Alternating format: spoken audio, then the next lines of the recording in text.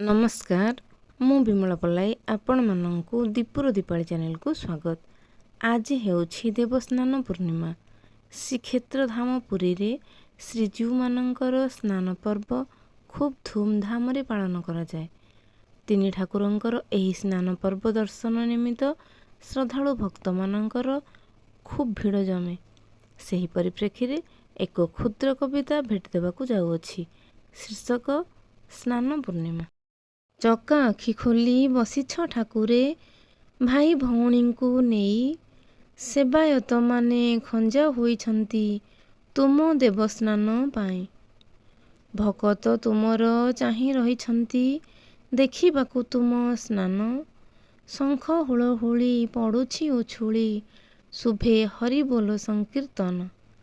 ସୁବର୍ଣ୍ଣ କୂଅରୁ ସୁଗନ୍ଧ ବାସନା କେଡ଼େ ଶୁଭବେଳ ଅଟେ। 108 ଗରା ପାଣିରେ ଠାକୁର ସ୍ନାହାନ କରିବ ସତେ। ଭକତ ମେଳରେ ଖୁସି ଲହରୀରେ ସ୍ନାହାନ କରିବ ପୁଣି। ଲୀଳା ତବ ନାଥ ବୁଝିକି ପାରିବ ଥରୁଥାଅ ଜାଣି ଜାଣି। ଜାଣି ଜାଣି ବ୍ୟାଧି ଡାକି ଆଣ ନିଜେ ନିଜ ପାଇଁ କୃପା ନିଧି। ଅଣସର ସେଇ ଅଣାୟତ ଘରେ ଶୋଇଛାରେ ହୁଅ ବନ୍ଦୀ। ସଂସାର ପାଳକ ଆହେ ଲୀଳାମୟ ବିଚିତ୍ର ଲୀଳା ତୁମର।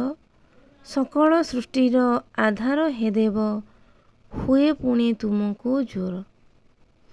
ଜ୍ୱରରେ ତୁମେ ତ ଶୋଇଥିବ ପ୍ରଭୁ କିଏ କରିବ ଉଦ୍ଧାର।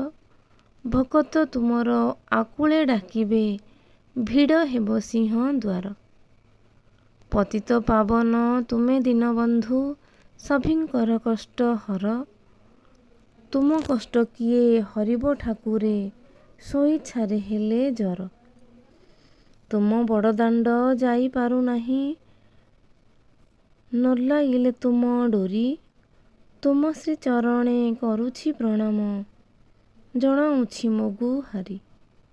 ପ୍ରଭୁ ଜଣାଉଛି ମୋ ଗୁହାରି।